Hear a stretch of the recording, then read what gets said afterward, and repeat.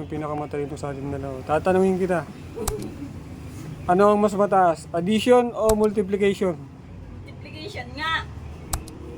Bobo talaga ang lintik. Apaka-bobo mo talaga. Uulitin ko ang tanong. Ano ang mas mataas? Addition o multiplication? Multiplication.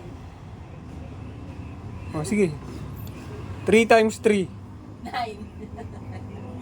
3 plus 3. 6. Mataas. Sige. 1, 0. 2 times 2.